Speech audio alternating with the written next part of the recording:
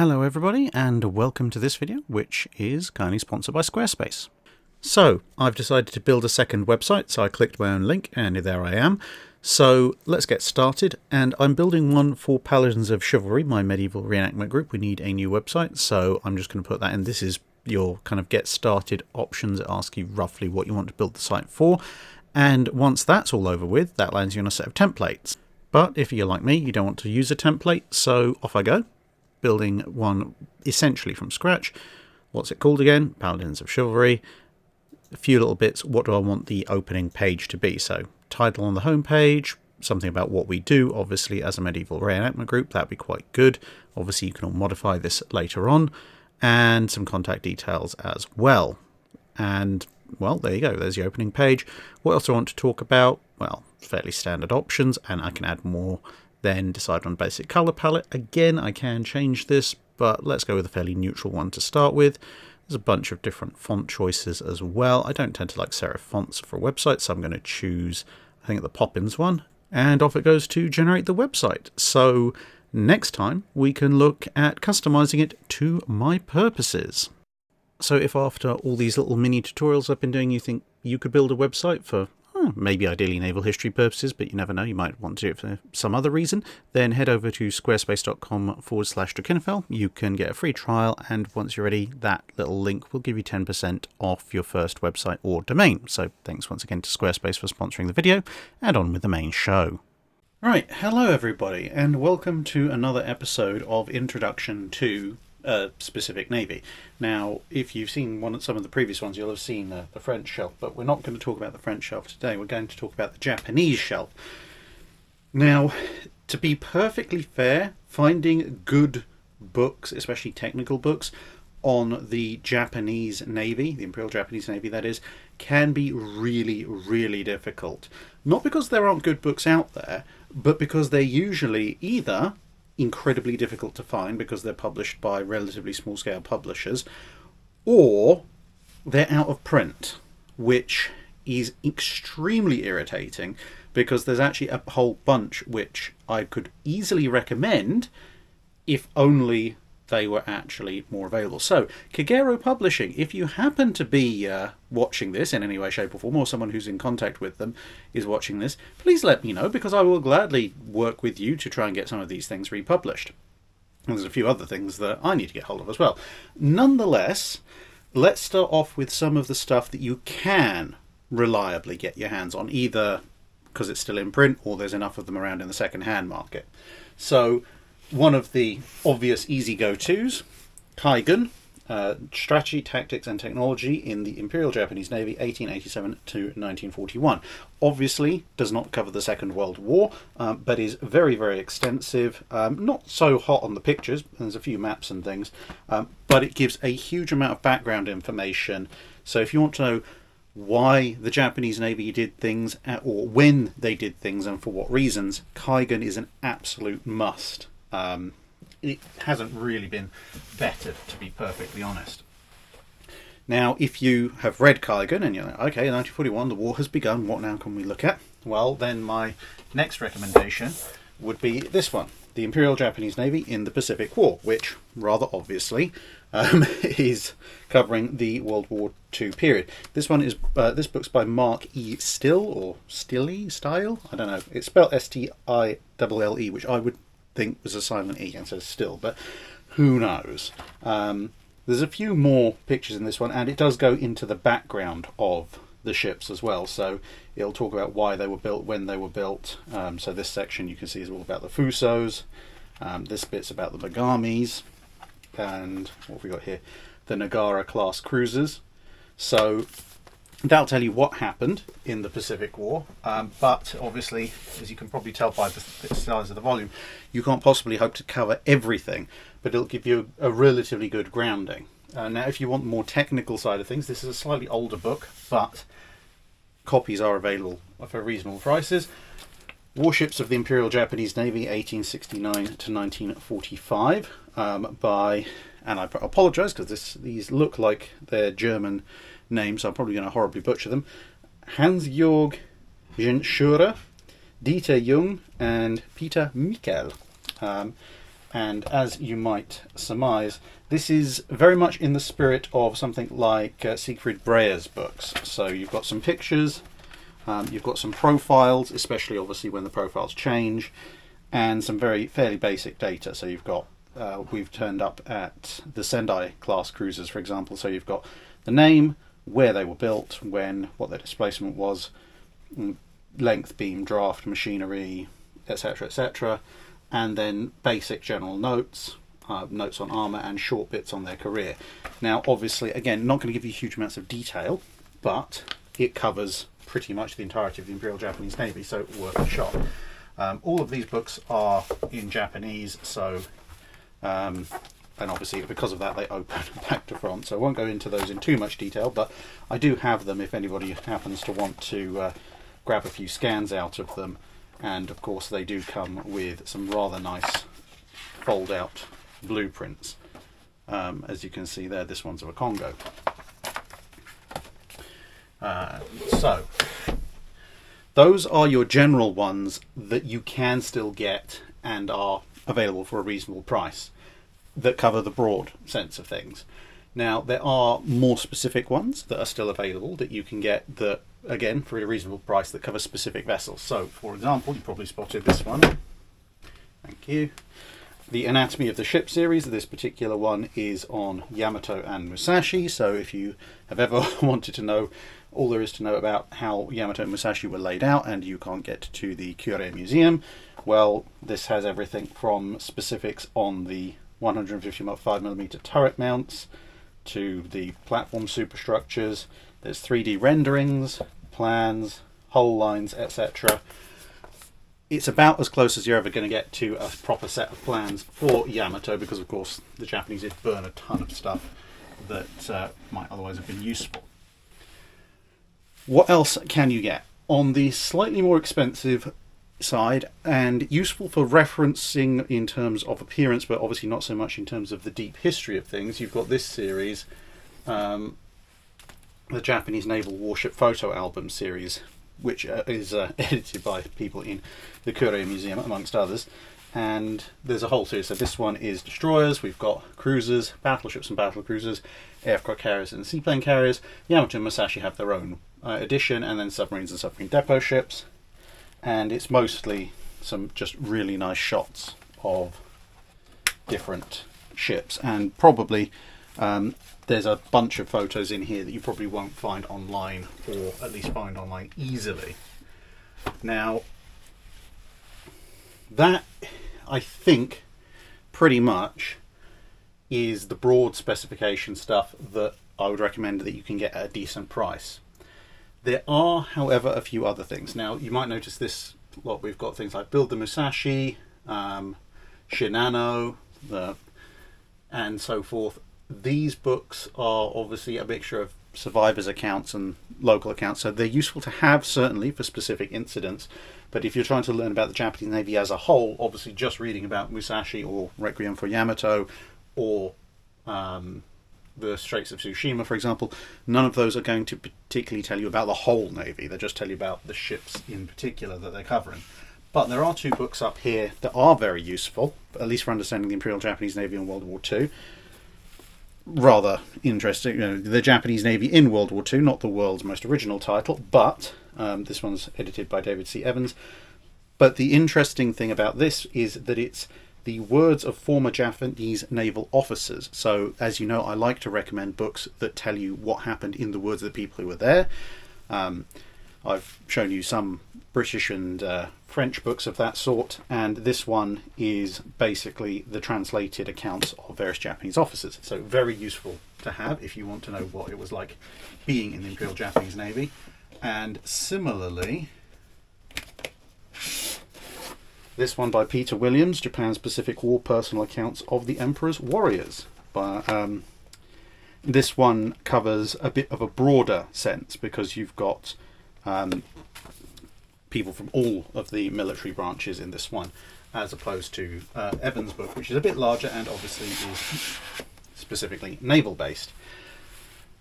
Now, beyond that, what else can I recommend if you can find it for a good price? And I do emphasize a word of caution here, because some of these books nowadays can show up. You can certainly get them somewhere like 8 Books or the occasional Amazon listing, but they go for absolutely extortionate prices, and I cannot recommend their purchase at those prices. It's completely unreasonable action by a bunch of scalpers, to be perfectly honest, but hey, they've got a captive market, they know what they're doing, unfortunately. Hence why I say, you know, if someone from Kagero Publishing, who published a bunch of the ones I'm about to recommend, is around, then please let me know, and I'm happy, as I did with the Russian and Soviet battleships book, to try and work with them to get some of these reprinted, because I'd rather have these in more people's hands. One or two of you who are lucky enough will have got some of my spare copies of these in the book sale back in December. Nonetheless, what have we got? We've got this one. I think it's Miroslav Skviot. I think. I'm really sorry if I got that wrong, but that's about the closest I can do. Japanese Battleships Volume 1. Absolutely excellent summary of Japanese battleships generally. As you can see, he does a lot of stuff with the Japanese Navy, so you'll see his name popping up time and again.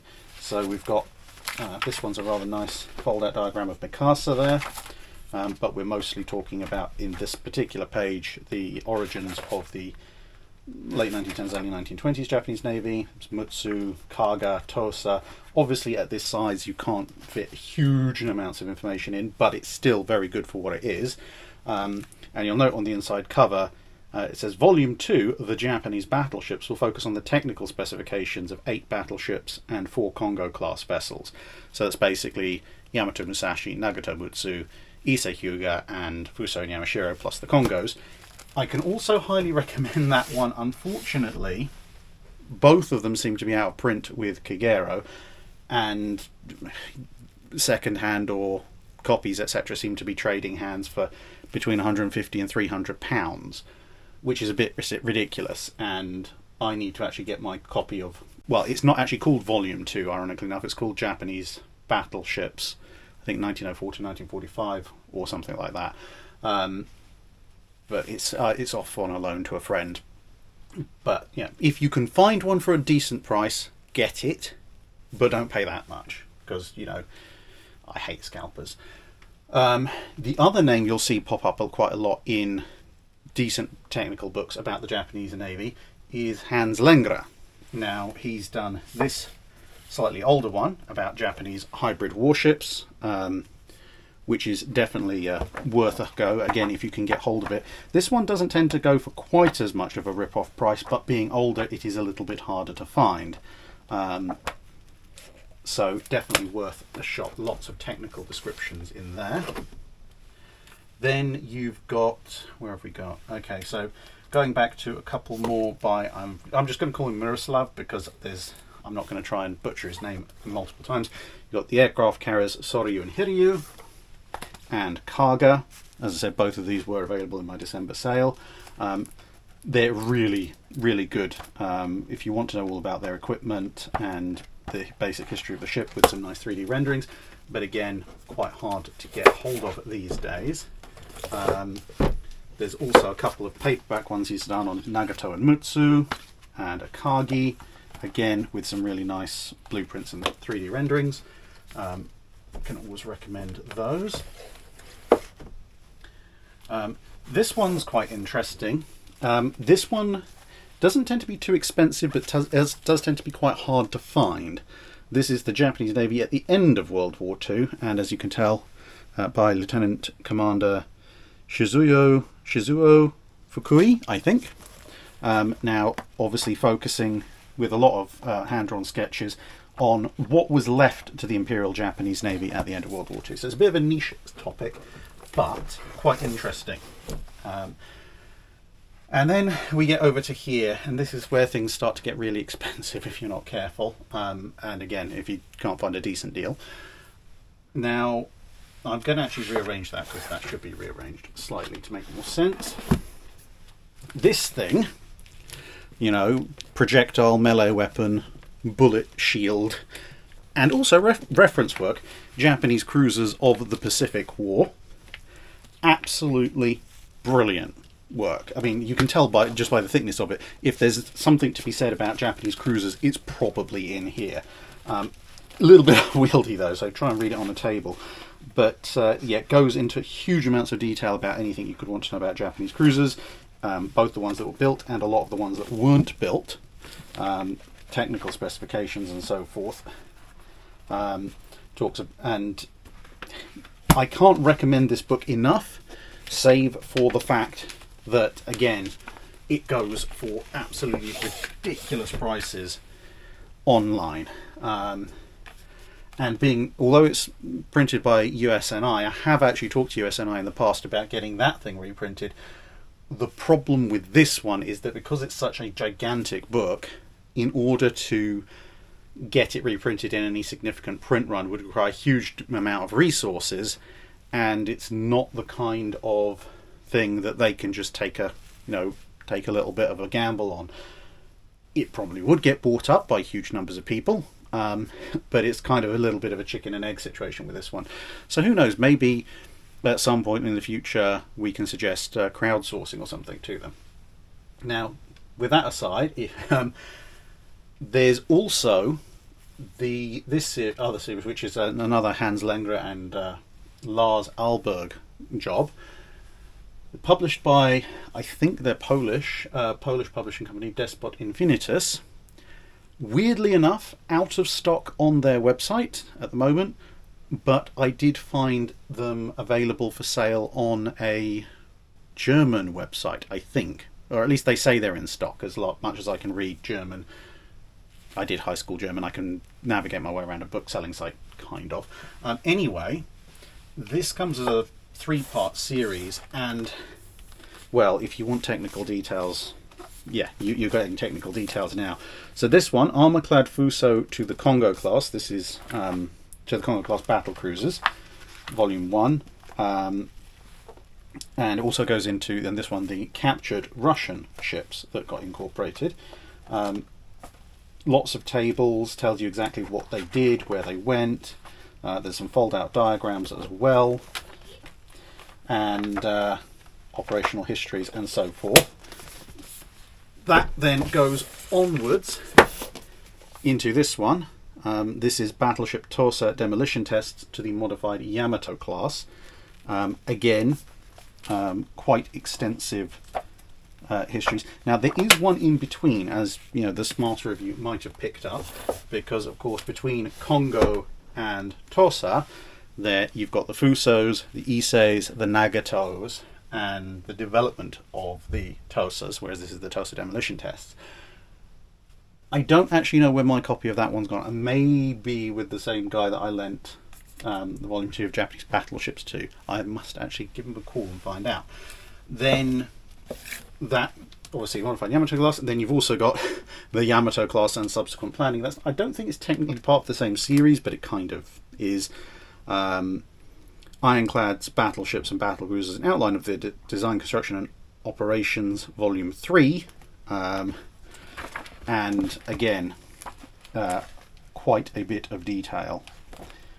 Now, the one thing I would caution you with is that whilst most books these days, if you want, can be found online as Kindle format, etc., for some reason, I'm not particularly sure why, if you try and get this thing in the Yamato class book, if you try and buy that as a Kindle, you only get a few chapters, which feels like a bit of a rip-off to me. I don't know what's going on with that, but it is what it is. So yeah, if you can get the Lengre series, I guess I'm going to call them, or any of Miroslav Skviot's, I think that's how it is, series, do, if you see them as a decent price second-hand bookstore or something like that, don't pay £400, £500, £600, £800 or equivalent in dollars online to some ridiculous scalper, because all you do is encourage them, to be perfectly honest. Now, there's a few other Japanese language ones here, but that is a brief summary of some of my Japanese book resources and which ones I would recommend and are easy to get hold of, the ones I would recommend that if you can get hold of them for a decent price, and you've probably seen a few others floating around as well. They're useful, but a little bit more niche or a little bit more difficult to understand, unless of course you read Japanese. I don't, but I have a decent translator app. And well, that's most of my Japanese collection. I think I've got, come to think of it, actually looking at the ones that are missing, I think I've got half a dozen of my Japanese books out on loan to various people, so I should probably get some of those back because I haven't seen them for a week or two, or a month or two actually, some of them before Christmas. This one's quite an interesting one just off the bat, How Japan Plans to Win the War, obviously written pre-World War II.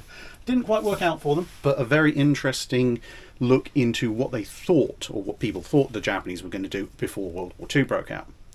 So hopefully that's been of some interest, speedrunning through the Japanese. So we've looked at France, we've looked at Japan now, we've looked at, I think we looked at the Germans possibly last time, or maybe the Americans, but there's plenty more to go, and we will continue this series over the coming months as we work our way through things. And there's plenty more of other stuff in this library I can show you as well. Nonetheless, thanks very much, and see you next time. That's it for this video. Thanks for watching. If you have a comment or suggestion for a ship to review, let us know in the comments below. Don't forget to comment on the pinned post for dry dock questions.